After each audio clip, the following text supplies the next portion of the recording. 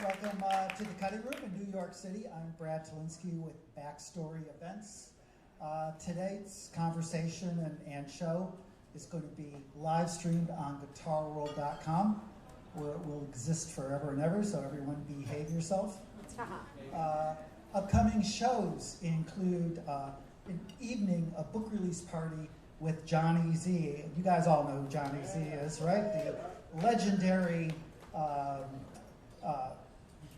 man behind Megaforce Records and helped discover such bands as Metallica and Anthrax and, of course, Testament. That'll be a great night. And another really interesting show that we have coming up is an evening with Led Zeppelin and strings. They've reimagined the Led Zeppelin catalog with a string section, and they're going to be here talking about it and performing songs from their upcoming EP, Achilles.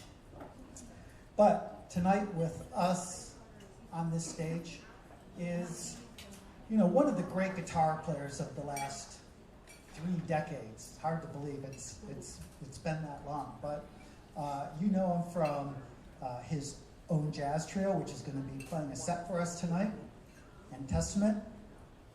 Let's bring him out, Mr. Alex Skolnick.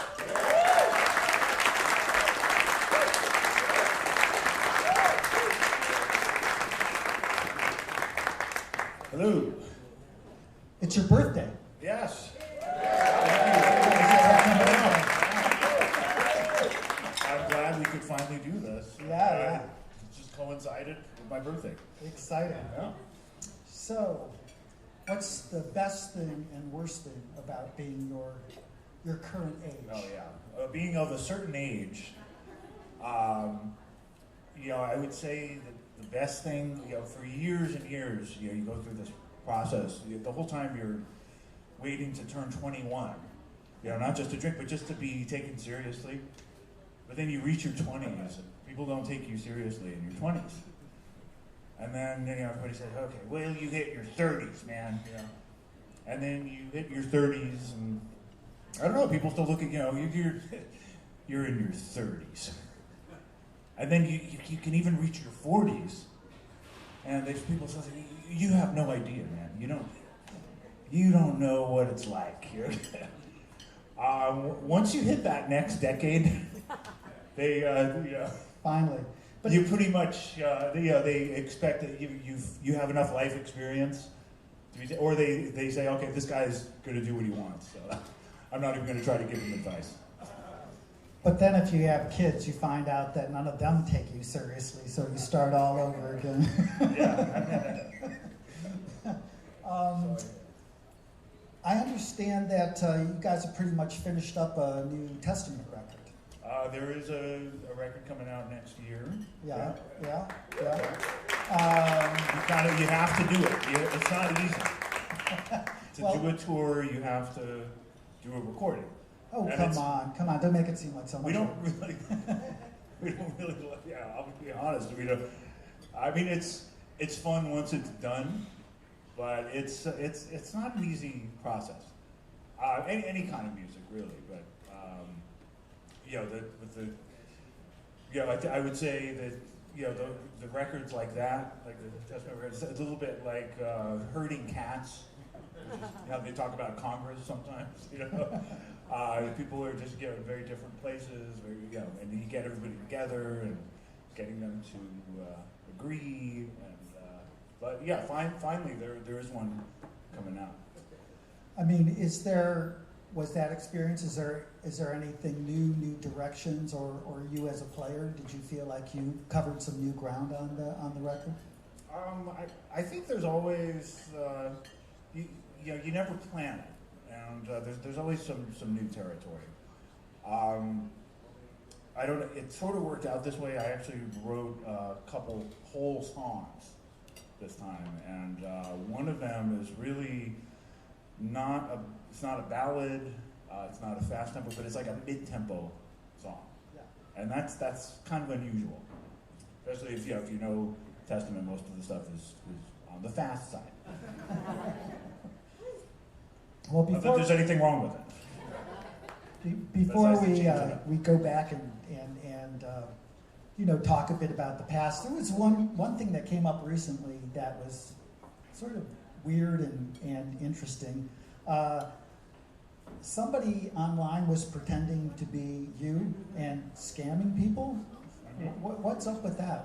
Can you tell me about that experience and what you had to do with it? I kept getting these emails from fans saying, "Hey, I heard from you, but it didn't really sound like you. But I think you've been hacked or something." And one particularly astute fan of mine led this guy on, and it became this whole scam about how I'm having a fight with my manager, and my manager is hiding a briefcase of cash. And first of all, I'm self-managed,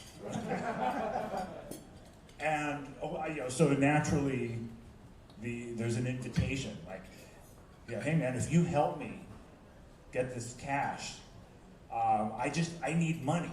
I need money, so you can send me your credit card information, and you'll be my best fan, and also it was totally ridiculous." And he did screenshots, and then the guy eventually deleted all the emails, but he got the screenshots, and I shared it online, and I just said, this person is not me. So it was actually a fake account.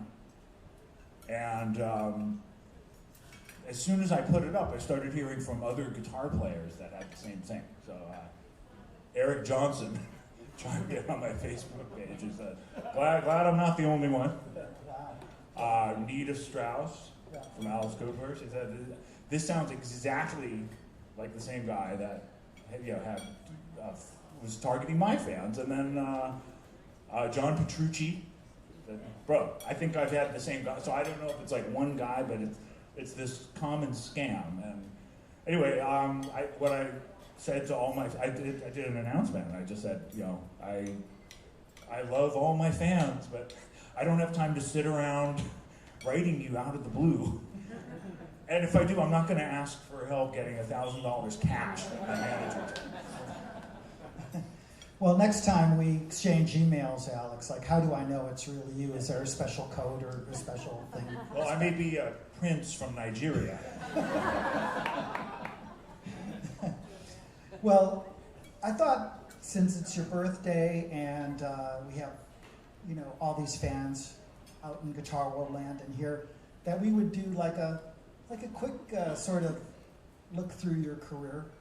So I want to go all the way back to the beginning and sort of ask you, how did you discover the guitar? Oh, good question.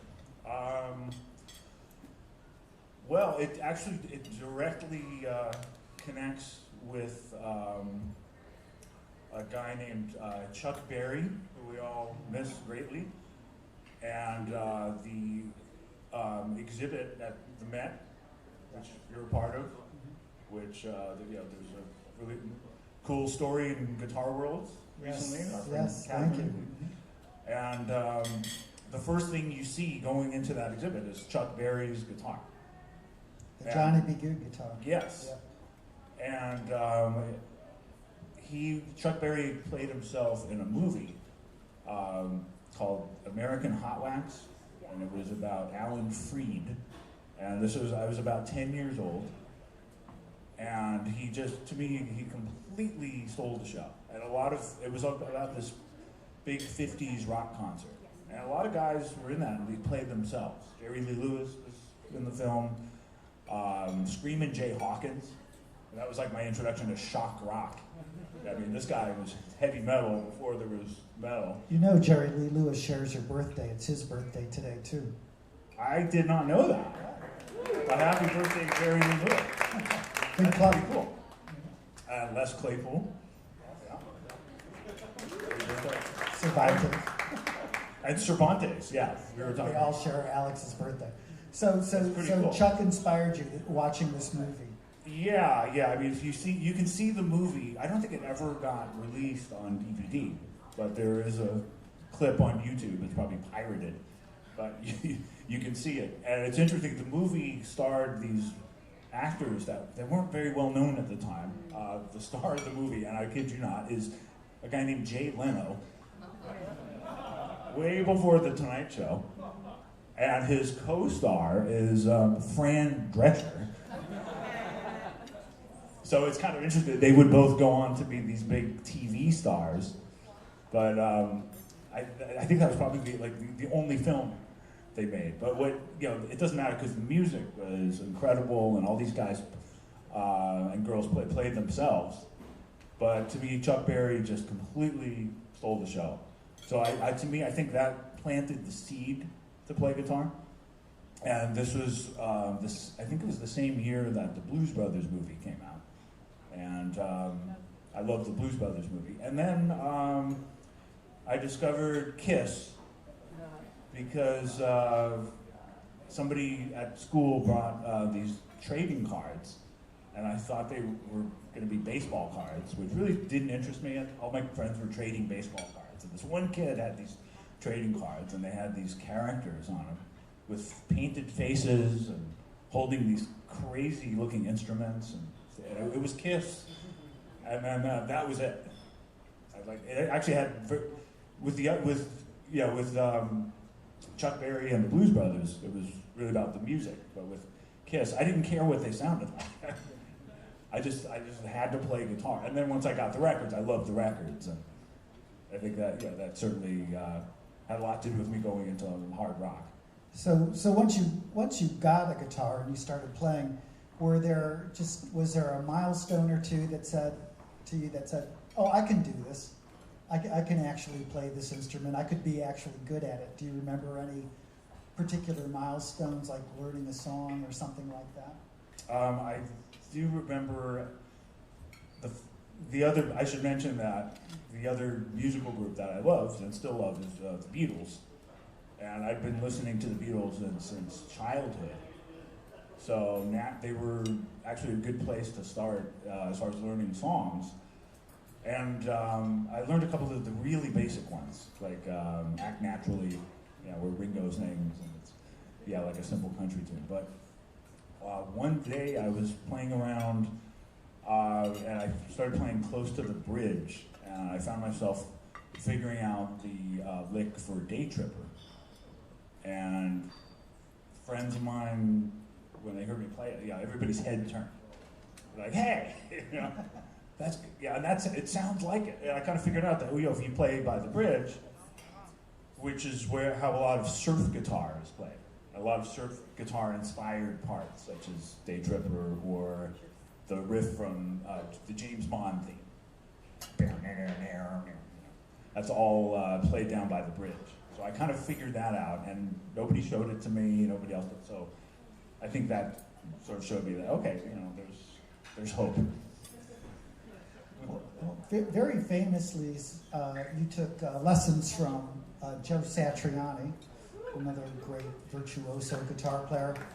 First, I'm wondering, how did you hear about him? How did you know to go to him to actually take lessons? Because this is before Joe was a famous guy.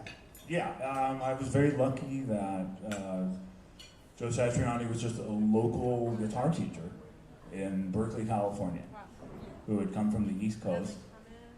And I had studied with a few different players. I had studied with a folk teacher, and he kind of showed me the easier Beatles stuff, and really connected it to the Kiss stuff, the easier stuff, which was great. But once, at a certain point, I discovered Van Halen and Ozzy, right? And it's like, okay, I need to learn how to play lead guitar. Listening to Eruption for the first time. Oh my God, how do you do that? Right? Is that even a guitar? Right. So I studied with a guy. His name's Danny Gill. Actually, he was local player, and he really good player. He was the one guy in the scene that sort of he could play like Van Halen licks. He could do all the Eruption type triplets and stuff like that. So I studied with him a little bit, and then I kept hearing about his teacher. And his teacher was this guy named Joe, who was this sort of mysterious figure. Yeah, all I knew about him was that, he's from the East Coast, he's Italian, he's got this Italian name, and he's tough. It's like studying with like a classical piano teacher.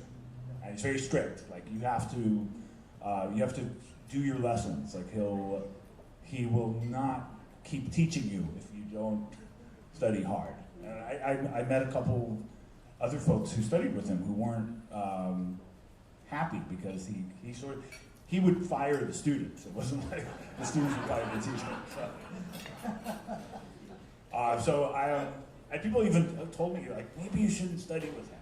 It's really, I think one of the best decisions I ever made, at least at that point, was, screw that. I'm going to study with this guy, and it made me try harder, and it was great. And I studied with him for a couple years, and then, but within 2 years, Joe had put out his first recordings on a national level, and then from then, the rest is history. So what was your, when you look back at that, what was your big takeaway from studying with Joe? Well, I'm pretty honest about it. I mean, I think a lot of what we studied back then, it was a little over my head at the time. But I took it in, and I got down what I could, and I think within a year or two after studying with him, a lot of the things he was showing to me really started to make sense. And I just realized that, it's great to be a street player and just play by ear, but Joe was such a big believer in, understanding the nuts and bolts of music theory, why certain scales work with certain chords, and so he really helped. It's made me aspire to know that stuff, and he also told me that not to sound too much like the latest guy, right? Whoever that is, whoever the big player is. So when I came to him, Yngwie Malmsteen had just come out, and we were all learning Yngwie Malmsteen licks. So I pretty much came to him and just said, "Show me Yngwie Malmsteen licks." And he said, "Okay, it's perfectly fine to study him, but don't try to sound too much like him. Don't, because he's the guy." And then, while we were studying together, Steve Vai became the guy. It was like everybody's talking about it, everybody's trying to copy his licks, whatever. And then within a few years, Joe himself was that guy. So Joe was basically trying to not only teach you how to play, but he was trying to make you think like an artist, like that you're your own person. That self-expression is an important part. Yeah, I think he tried to bring that out of every student.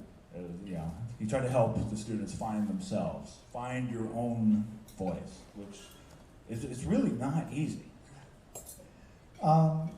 You were pretty young when you first joined Testament. How did you get that gig? And was it intimidating, or were they just other kids? Well, I was in high school at the time, and at that time, not many high school students were playing guitar, at least not for a long time. Like most of the other kids I knew who played guitar were just starting. It's not like today where you see 10-year-olds on YouTube who can play like Steve Vai licks. Things are really different. So I was looking for a situation where I could play with people who were more experienced. And you had a reputation sort of in your area as a player? Yeah, just like I knew some of the other musicians. Like I knew the guys.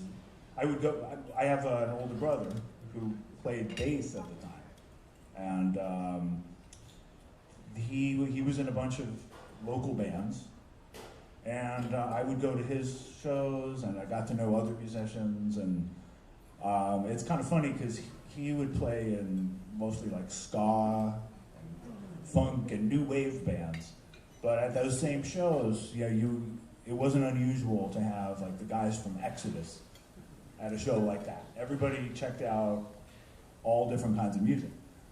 And then I started going to Exodus shows, and I wasn't old enough to get in, but I would help carry the amplifiers, so they would let me in.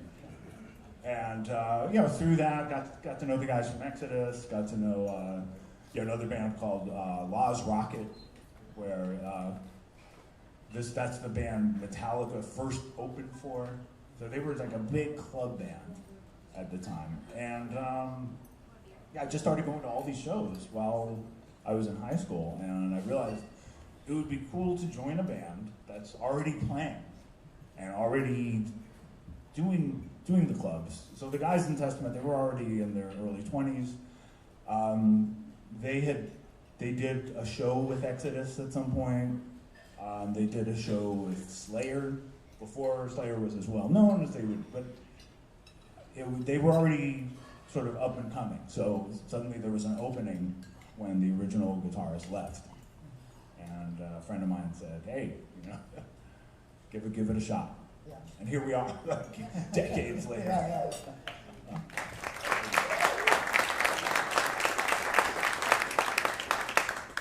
I mean, I'm an East Coast guy, so I am now. Yes, you definitely are. But I always found it sort of interesting that, so much of the thrash and hardcore music started out on the West Coast in the Bay Area, where there were like, you just think that there's hippies and stuff. Like, how do you think this angry music came out of San Francisco, where it's supposed to be all like, good vibes and all that stuff? Was it a reaction? It was definitely a reaction to all that. Yeah, because the city I grew up in is the epicenter of all that. It's called Berkeley. And if you know anything about it, Berkeley, it's the home of the free speech movement.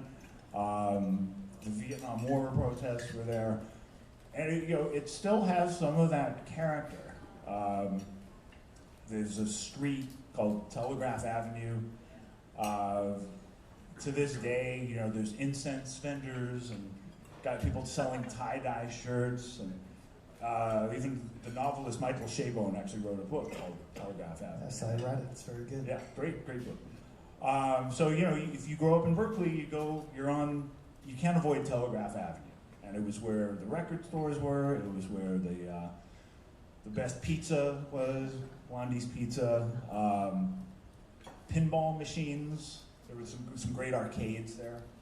So, but you would be immersed in this, all the incense and tie-dye and people blasting Bob Dylan and... So it's the patchouli that made you angry.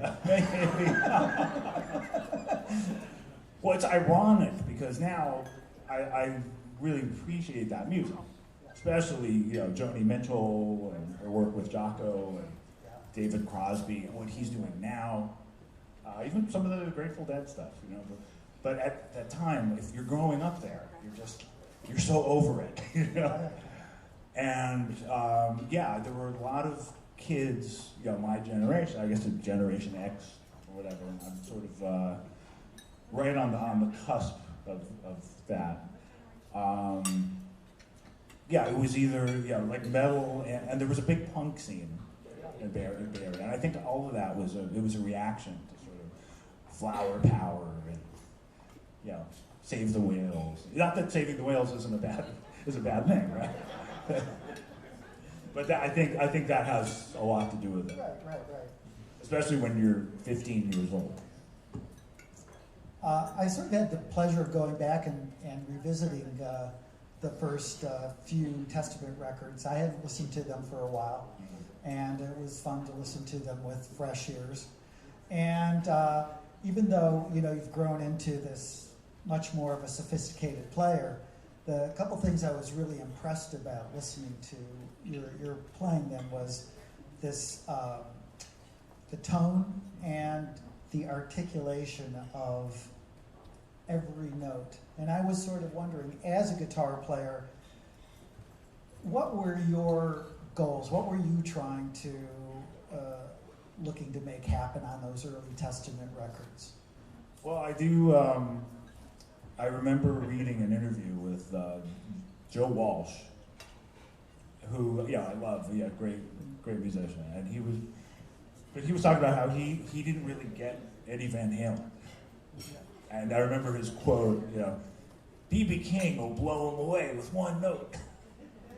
And we could argue about that because I think Eddie Van Halen's got a great blues feel and everything, but it is true though. B.B. King could say so much with one note. So just out of curiosity, I started checking out these B.B. King records, particularly Live at the Cook County Jail and Live and Well. And I just started. It was interesting because it was so much easier to figure out the licks because there weren't as many notes. But it wasn't that easy to play. You really had to work on that feel. So he was a huge influence as far as just trying to say more even when you're not playing a lot of notes. I mean, I think there was no question at that point. All right, I'm playing hard rock and heavy metal music. I'm obviously going to do a lot of notes. I'm going to work on speed. But what about when you're not playing fast? What about when you're holding a note? And even I think I remember Satriani saying to me at one point, "You are going to be a very fast player.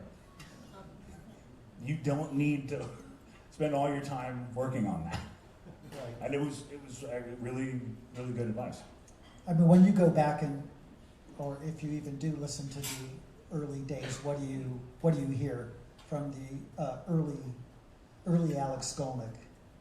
I'm actually pretty okay with it. You always hate the idea of hearing your early stuff. It's kind of scary, but not pretty much every time I've heard it, it's better than I thought. I mean, I would approach it much differently now. I think now, with the experience I've had, especially playing different genres of music, I have a much wider range. There's so many things I could have done. So I think I was playing with a much more limited set of skills. But I like it. It works. It sounds good, and I think I did what I could with that set of skills at that time. It was funny because even on the first record, Legacy, I was listening to it, and I found it interesting that you were mentioning Yngwie Malmsteen, because every once in a while I would hear the Yngwie Malmsteen vibrato, on some of those notes, but that disappeared with the second record. When did you finally think, I'm my own guy? Was there a solo or a track or something in that first era where you said, wow, I've arrived as my own player? I think it was really the third, if I had to pick one, the third album, which was called Practice What You Preach, and that titled up. And I got lucky in a way because it was an experiment. I think the first record, especially the second record, they were very micromanaged in the studio. We recorded the drums, didn't keep any of the original guitar tracks. Everything was layered. I mean, that's just a normal way to, people are often surprised. This is a normal way to make a record. But I wanted to have a little bit more of a live feel. The original Cream and Led Zeppelin records, where the band plays together. So for that record, everybody agreed, let's try it. We'll try to set it up so we can keep some of the guitars, but we can fix, you're gonna have to fix things. I mean, no, you're not gonna play it with the right precision. I mean, I'm sorry, this is just total honesty, but no metal band can play with like the precision that you hear on those studio records live. It sounds good, it sounds recognizable, but there's really like a razor precision. But with Practice What You Preach, we really went for it, and some of the stuff was keepable. We redid some of it, but that solo for Practice What You Preach just went a lot more places than the earlier stuff, and it was one where I got lucky. It was pretty much how it was done live, and I felt like, okay, now it's kind of starting to find my own thing. I was sort of wondering, like all those the British guitars, like Beck and Page and Clapton, and name any of those guys out there, Richie Blackmore. They all sort of hung out. They all created a guitar community, and they all like chatted amongst themselves. Was that the same case with you and Kirk Hammett and Kerry King? I mean, did you guys exchange notes, or were you all in separate universes? Well, I think by that time, again, Metallica was already off and running. They were, on the verge of being an arena band themselves, but they were like supporting Ozzy and stuff like that. So, at that point, we used, in the early days before I even joined the band, I'd run into them in clubs, and I'd met them a couple times. But after that, they started just blowing up. And then Slayer, they were in Southern California, so that was kind of a different universe. I think, we all started to get to know each other better later, which is ironic. When you guys would tour together and stuff like that. Yeah. Well, even like more recently. Like in the recent years, which ironically, when it's like Slayer's sunset touring, according to them. But now, everybody hangs out more. But I think in those those first few years, there's just it's like different sports teams. Everybody's, if not exactly a competition, there's sort of a territorial thing that goes on. And I think after a certain period of time, everybody gets older. It's like, okay, listen, you're you, we're us, whatever. We did our thing. Yeah. So when you left Testament in '92, you spent some time in the wilderness doing a whole bunch of different things. My lost years. I wouldn't call it lost. You did some pretty cool stuff during that period. Yeah. But I was wondering, when you left the band, did you go through any existential sort of, what am I going to do? Who am I? Or did you have some set goals during that period? Both. It was definitely a huge period of existential searching, setting goals and not really knowing how to reach them, not really knowing what they were in a way. And it's kind of ironic that things turn around. But at that time, I knew I wanted to explore different music. I'd really just been in this bubble for like 7 years. And then I tried putting bands together, and I realized it's really hard to put a band together. I'm grateful now. I've got this fantastic band, my trio, which was going to play later. We've been playing together for years.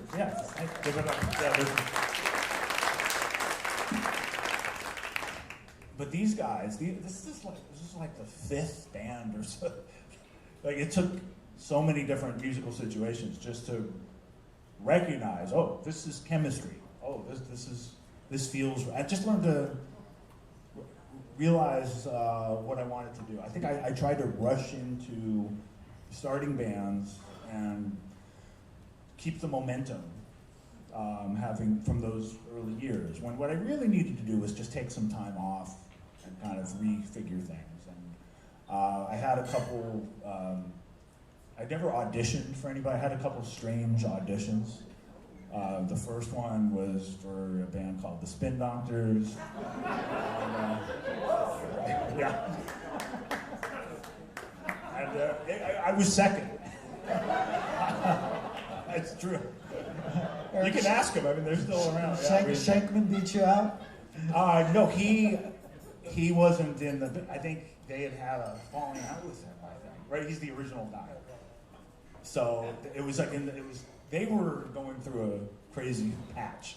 I was in the middle of a tour, and I was already playing with a good friend of mine that I'm playing with again now. I'm doing a bunch of tours of Stu Ham, who's a great virtuoso bass player. You guys obviously know who that is. And we had done a tour. I'm grateful to Stu. That was my first instrumental music, my first music outside of the bubble. And I think the lighting guy on that tour, or the sound man, one of the crew guys, worked for the Spin Doctor. And I got this crazy call, like, hey man, I'm in the middle of this tour with the Spin Doctor. The guitar player just left the band in the middle of the tour. They're trying guys out. I threw your name in the hat, obviously, it's a very different genre of music, but it was interesting, and it was fun. But yeah, I don't think it was right at that time. But it was a strange experience, sort of trying out, and then it looked like it was going to happen, and then it didn't happen, and then it was fine because then I got a call like within a year by the assistant for Sharon Osbourne, who tells me that Ozzy Osbourne's looking for a guitar player. So I think, oh, well, that's why that didn't work out with the Spin Doctor, because I meant to play guitar for Ozzy. And then there it was a little more involved. I actually got flown overseas, and I spent about a week in Ozzy World, which now that there was a hit show called The Osbournes, so people kind of know what that's like, but this was before that show was on the air. So I sort of spent this time in that situation, and there were several rehearsals. There was an unannounced show. It seemed like it went well, but once again, it was like this close. He actually said I had the job, but I never got congratulations from her. So I thought, I don't know if this is going to work. I'm not going to plan my year around this. So anyway, so it didn't work out, and then that really got me to rethink things, and just it was right after that I said, you know what, I need to kind of start over, and that was when I made the decision of, okay, you know what, this is totally nuts, but I'm going to apply to a university jazz program. At that point, I want to study jazz at the university level, so I applied to the New School here in New York, and I got it. Yeah, New School. Great jazz program, and I got it. They took me, and next thing you know, that's what I was going to do. So I moved to New York, went to the New School, and it kind of, that whole turn happened, after that experience with those auditions. What did you, was the school experience good for you? Do you feel like you actually learned what you were after? Did you find what you were looking for? To quote the U2 song. Exactly. Yeah. But I always related to that song too, right? Because there's just so many experiences, especially with the music business, where you go through hell. You go through like the most trying, stressful situations involving airports and shady characters, but then you think you found it, and you still haven't. So that's always very relatable.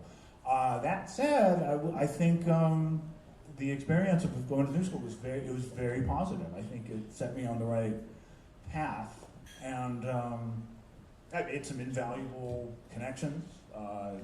The drummer that I'm playing with tonight, Matt Zabrowski, we met at the New School, and we kind of developed at the same time. I met some other folks that I'm playing with to this day. There's a great keyboard player, Adam Holtzman, who plays for Steven Wilson, and you guys know who that is. Jane Getter Premonition is his band. We're actually playing the Prague Stock Festival next month. But we met, I was in his class. He was teaching a class on the electric work of Miles Davis. And I studied with Cecil McBee, this legendary jazz bass player, George Garzone, this great sax player. Vic Juris, fantastic guitar player. I know Vic, yeah. You know Vic. And just that experience, that was what I needed at that time, and I think everything I've done since then, I've been able to build off of that. I'm going to ask just a couple more questions, and then we're going to turn it over to the audience for a few, so you guys can give it some thought. So when you started the Alex Skolnick Trio, did you feel like you were ready for it? As a musician, you know. No, but I don't know if you ever feel ready for it. And I think you just have to do it. Quentin Tarantino had this thing when he talked about the creative process. He calls it driving into the fog. And I always thought that was a great thing. Like, you have to be brave enough to drive into the fog. Yeah, that's interesting. I think at that point I was at the end of my 20s, which is always that was when I first got to the new school. And then while I'm there, I entered this whole new decade. And that's kind of, as we all know, I mean, that freaks you out, But then there's no excuse. It's like, okay, I have to do this now. It's really, it's now or never. And I think, I think I realized the only way I was going to be ready to do that was to do it. And I think it's the same with pretty much any project I've done. How is playing metal the same as playing jazz, and how is it different? Well, it's funny. In certain ways, it's exactly the same in the sense that you come to the creation of ideas is very similar. You just you can't plan it. You can't plan to be inspired. Occasionally these ideas seem to come out of thin air. You play way more than you should. You just collect song ideas, and then the process of just going through them and sort of, okay, now I need a second part to go with this. It's not that different. Obviously, sonically, it's very different. And tone-wise, it's completely different. But I keep finding connections that I would also say, just as far as timing, even though the types of rhythms are very different. Syncopation in jazz is very different than in metal, but the process of sort of locking into a groove, even when you're playing a solo, but just feeling the time, there's some overlap there, for sure. So you ended up rejoining Testament, and what was it like getting back on the metal horse after this sort of period of exploration? Did you find a renewed energy for it, or did you see maybe something in it that you hadn't seen when you left playing with the band? Well, I think a few things happened. I think the whole the process of playing it just got better in a way. When those first few years of touring, you would tour the country, and the PA systems were not designed for that kind of music. They were not designed for that much distortion. I think even the amplifiers at that time, they were designed, like the heaviest sound would be like Foghat, like really lightly distorted music, maybe AC/DC, but it was just so hard. So we would have to, kind of hot rod these amps, and there wasn't really gear to. Long story short, it was very hard to get a good sound. It was so loud. There weren't in-ears at that time. You couldn't hear yourself. It really was difficult. And then when I came back, now we have in-ear monitors. You can adjust the volume level but still hear everything. Manufacturers are making amplifiers that actually have a crunchy sound. You can get a pretty good crunchy sound, and it's not this nightmare. So it was just a lot easier in that sense.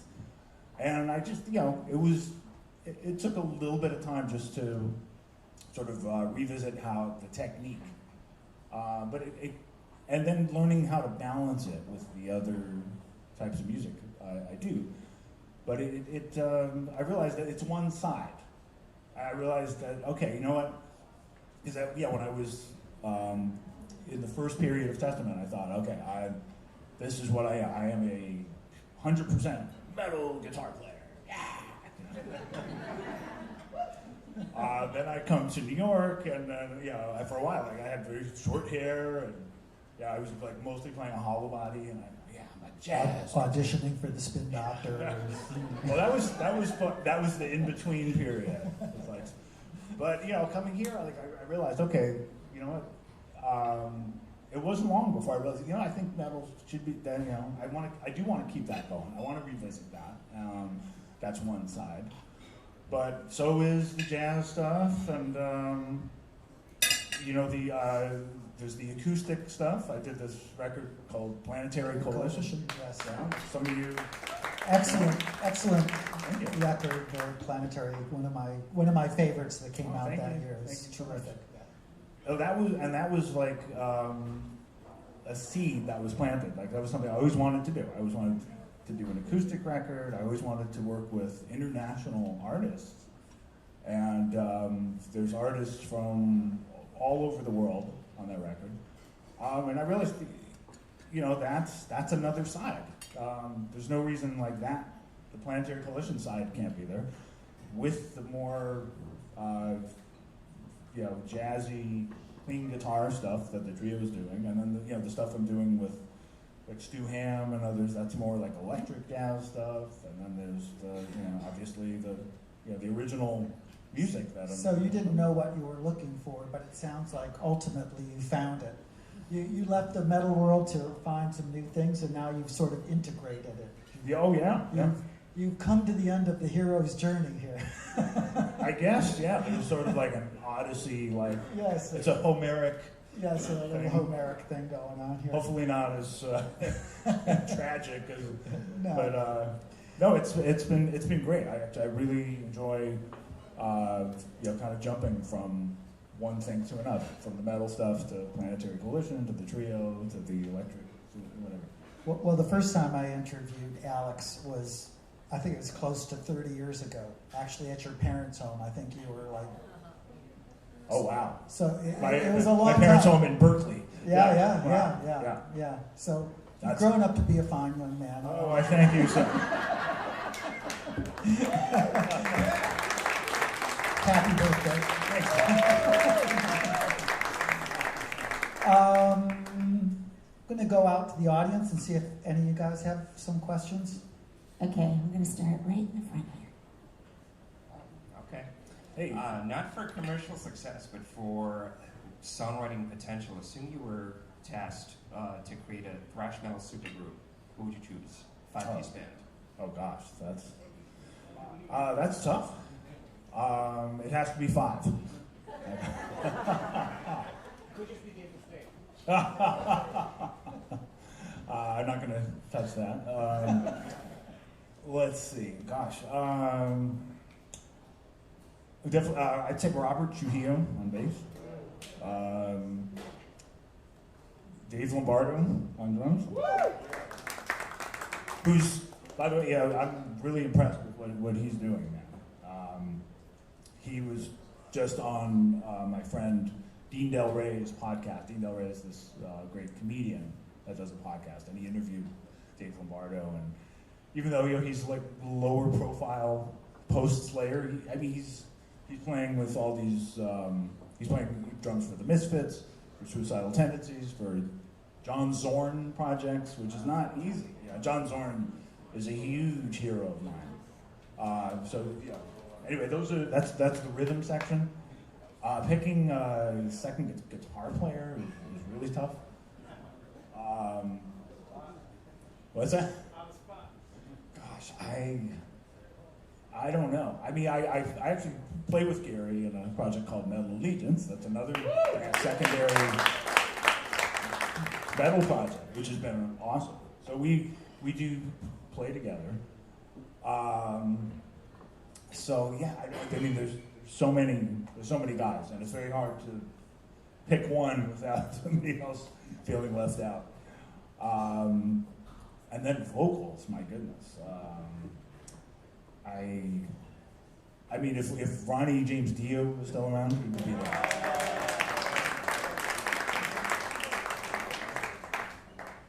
Let's take one more. Okay, here we go. When you're on tour with Testament now, how do you feel about playing the songs from the 3 albums that you weren't on? Oh, I'm fine with it. I feel like if you see the music, if you see the concert live, it's different than the records. Even on the stuff I did play on, I think the songs tend to find a new identity live. So you find ways to make them your own. There's some songs we do that they're among my favorites to do. There's a song "Eyes of Wrath," which is off the Gathering, and that has this big wide open section at the end, and I just go full on strange improvisation, like Alan Holdsworth. It's just wide open there. I can do whatever I want, and people seem to really like it, and it's different than what's on the recording, but I have fun with it and make it my own. Another question?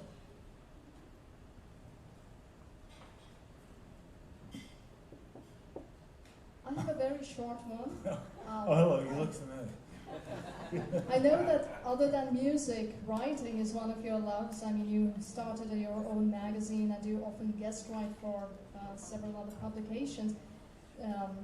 I'm not sure this question will interest a lot of guitar fans, but it's just a couple of questions. Do you think as an introvert you find some parallels between composing music and writing? And the second one, could you name maybe just 5 of your favorite writers, fiction, non-fiction included? Okay, good. That's a good question, and it relates. It's interesting. I was just reading an interview with Patti Smith, who is great, as well, not just rock star, like ultimate rock star, but fantastic writer. And she said several profound things. This is a very recent piece in the New York Times, but she said she feels she's done her best work from age 57 to now, which is like 70. And I'm not even close to 57, but that's so inspiring because I kind of feel like I'm just getting started. Yeah. Right? And I think as a writer, I think she's a fantastic writer. She's become a favorite writer. And in this same interview, she talks about meeting Jimi Hendrix in Electric Lady Studios. And he was leaving a party, and she asked him how the party went. And he's an introvert. He's like, I don't like parties. And this is Jimi Hendrix. You think of as this wild rock man. And she said the same thing. She's an introvert, but she goes on stage. And I think there's a lot of us that are introverted. Well, in order to get good at an instrument, or writing or any of these things, you have to spend a lot of time on your own. That's Yes. part of the deal, That's true. I mean, I think so much of it is spent on your own. As a musician, you spend a lot of time in this recording studio or a rehearsal studio, and it can be a kind of a lonely place. Just a couple other favorite writers I'll mention. Michael Chabon, who we talked about earlier. I just bought, I'm way overdue on this, but I bought The Handmaid's Tale by Margaret Atwood. And I just started it. I'm already hooked. She's already a favorite. And of course, her new sequel to that is called The Testaments. So I have to read it. She wrote about your band. It's awesome. But and also obviously writing is very isolated and introverted. And some writers have a hard time with that, unfortunately. But It's very, it's always a challenge. yeah, It's always- I think the whole thing is this: whether you're doing music or writing, it's a balance because you present the work and it's very crowd focused, but the creation of it is very isolated. I do sort of think that that's kind of the awesome thing now. I mean, everybody's living a lot longer and tend to be more healthy, and you do have to sort of think about that third act, right? So maybe you're going to end up having to go back into the wilderness at some point and consider your third act. You know what I mean? Yeah, I mean it's interesting. I don't see. It's weird being at it. We were talking earlier, like, what's the best thing about being this age? And like, one of the weirdest things about being this age, it's this age where you're sort of expected to be done. And I mentioned Jimi Hendrix earlier. Just if he changed the world before he was 27. Not everybody can do that. And then you realize you reach your 40s and it's like, oh my God. Twice his age. But you can change your world. Yeah, which that's is right. just as significant, Absolutely. And then, so Patti Smith is one example, but there's so many players that are, getting, they're not spring chickens anymore that are doing great. I mentioned David Crosby earlier, like Jeff Beck. Yeah, Jeff Beck sounds as good as ever. So I look to people like this, and it's very inspiring. Anyways, I think we do really, really want to hear Alex play. I think we want to hear some music. And Thank you, everyone, for. I also want to wish him again a happy birthday. I think we have something for him. Oh no! And I think I'm gonna have very quiet birthdays after this. You reach a certain age, it's like we struggled. Stop announcing it. I struggled to find the most heavy metal birthday cake we could find. Isn't that a contradiction in terms? As it turns out, absolutely. and what I mean by the heavy metal, I mean like white with sprinkles on it and a pink candle.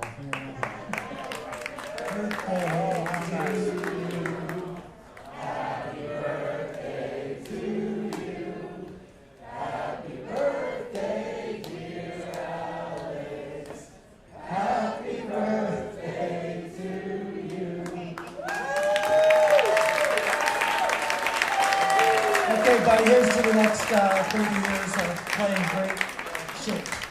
Okay. Thank you.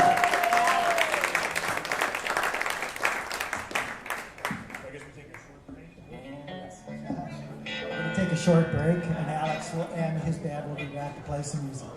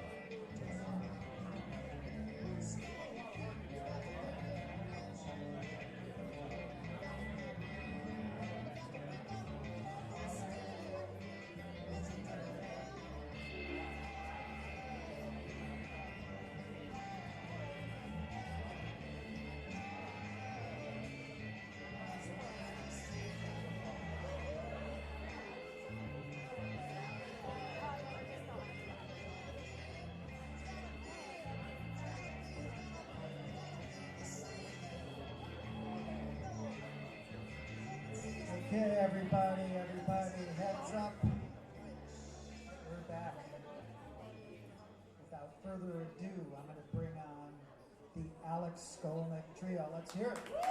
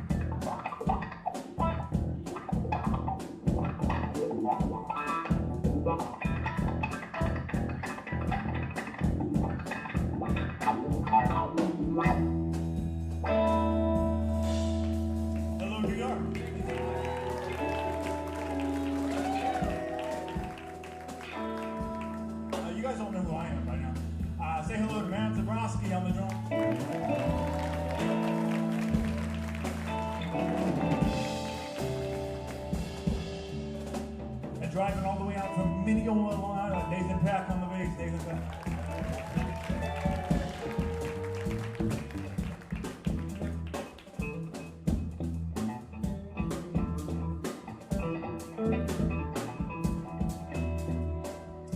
Thank you so much for coming out. I'm like completely touched. This is really fun to have you guys here and spend another trip around the sun with all of you and everybody watching. Hey, and the song you just heard is called Unbound. This kicks off the latest album called Conundrum, and we're going to just segue right into another song. This next one blends together different styles of music. There's a little bit of kind of Americana, Nashville flavor stuff. Then it goes around the world into the Middle East and other places, maybe even Ukraine. And it kind of fits with all the craziness that's going on. I know I can talk about this here in New York, so it's a crazy time period. And we think this title of the next track basically perfectly reflects what's going on. This is a song called Culture Shock that we're going to do for you right now. So sit back, relax, and we got lots more to play for you. This is Culture Shock. Thank you so much.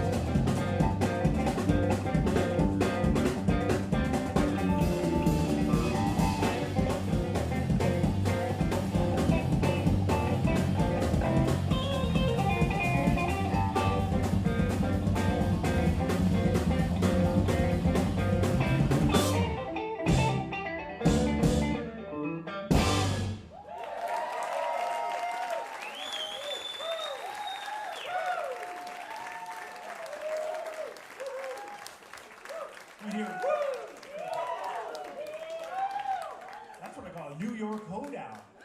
Thank you so much. So, Brad and I were up here talking about the trio and the origins of this band, and then I remember at one point just thinking, we can do whatever we want.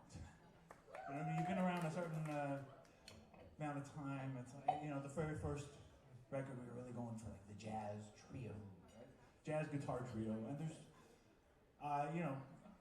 we love jazz guitar. We love folk, country, blues, funk. We're going to cover a lot of ground tonight. And of course, you all know where I come from, and that's hard rock and heavy metal. So we're going to do a tune from that world right now. Beware. It's actually one of the first songs we ever arranged. And at that time, it was kind of a radical idea. It's, I think it's caught on a little bit, but the idea of taking a tune like this and doing an arrangement for jazz guitar improvisation specifically is a little different. And we play it differently than we played it back in the day. It's also on our live recording that we have for sale, called Live Unbound, and we have that on record. We have records are back. Things have changed. It's a good thing. And when this song first came out, it was all about the records. And I'm talking about a song written by Steven Tyler, a song called Dream On.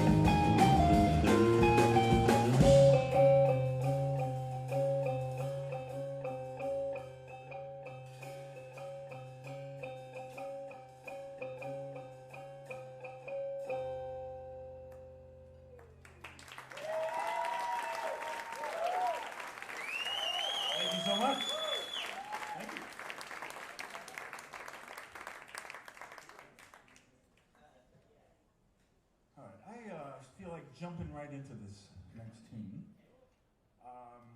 It may get a little funky, if that's okay with you guys. So here, this one is inspired by a great guitar player. He was a little more thought of as a pop star, you know, he's kind of in the same category with like Michael Jackson and Madonna. But if you ever saw him play guitar, he was as good as it gets. And I, of course, am talking about Prince, who's no longer with us, but even when he was with us, he inspired this tune. It's an original composition, but you know, when you think of Prince, you think of 1999. This was written in 2009, so it's called 9909, and it's an original composition. This is for Prince.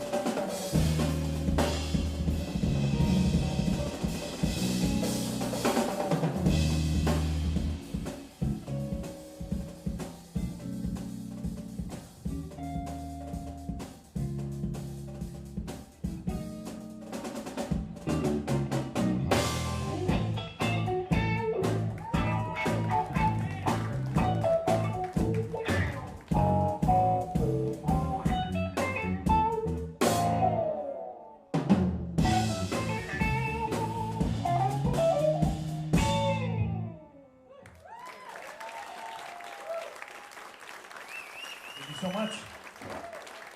Matt Dabrowski, Nathan Peck.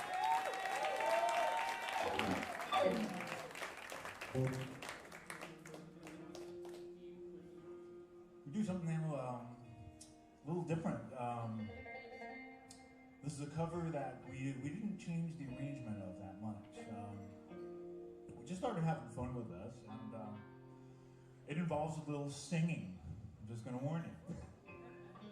But people seem to like it, so we're going to do it. We never recorded it. And we're just going to pretend that it's the year 1972, and we're in a smoke-filled venue in Japan, where a band called Deep Purple is performing. And if you've ever heard an album called Made in Japan, not Made in Japan, but Made in Japan, by Deep Purple, this song takes up practically the whole album side, partly because of the keyboard intro, which is completely awesome, by the way. And we're going to pay a tribute to this next gentleman who left us a few years ago. Maybe not the household name that Prince is, but anybody who knows the band Deep Purple knows that I'm talking about John Lord. So we're going to do a tribute to him right now.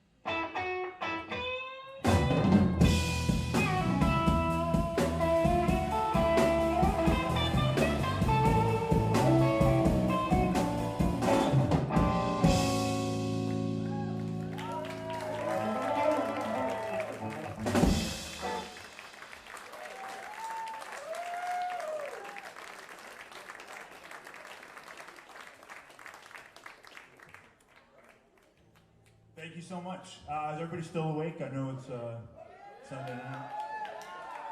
I think you sound awake to me. All right, so we'll do a couple more before we wrap it up, and have a couple beverages with you all. So another artist that we'll pay tribute to with, we'll go back to original compositions. This original one is on a couple records. It started out on the album we were talking about before, called Planetary Coalition, and this is an acoustic tune, and it was inspired by guitar player. Every guitar player was inspired by this guy, whether they realize it or not. I'm talking about Django Reinhardt. And it was originally done with a bunch of musicians from Argentina. And then we started doing it with this band, and it sort of took on its own flavor. These guys put their mark on it. And I liked it so much, we decided to re-record it. So it's actually on the new record, Conundrum, as well. This is a tango for Django, and it's called Django Tango.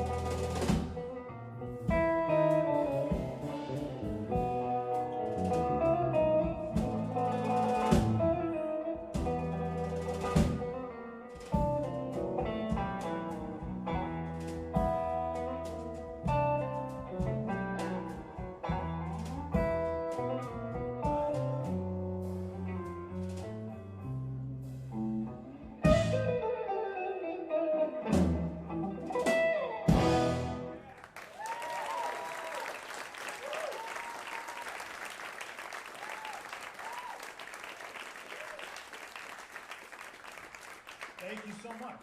Merci. Merci. Yeah, it's like we're in a little French cafe here. And anybody, fellow members of the tribe like myself, thank you for coming out. Shana Tova. And we are probably down to our last song because it's a long song. We can't help it. Is that okay with you guys? It's a little different for us. It's this is an original song, and we haven't done an original yet where everybody takes a solo. And actually, the first solo is the drums. And yes, and it's a little different. You know, and it's the song. The title it has drum in it, but it also represents this very strange time period we're in, and it just seemed to make sense. So it's the title track of the new record, and this is called Conundrum.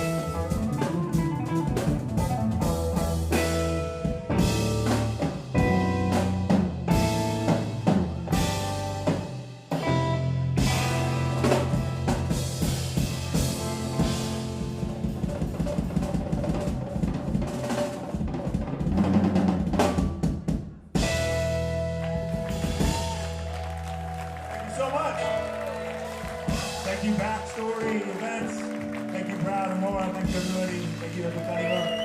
Matthew Brodsky on the drums, Nathan Peck on the bass. I'm Alex going through the Alex Shore Trio. Thank you so much. It's been an amazing birthday. Come on, everybody. Holy shit. Let's go to Trio. Guys, killing it. Come on, let's hear it.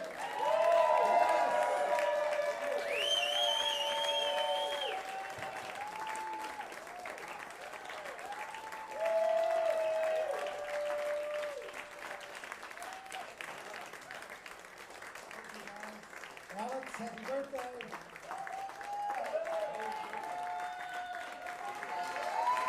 That's it. That's it. Come on. Thank you, everybody in guitar work.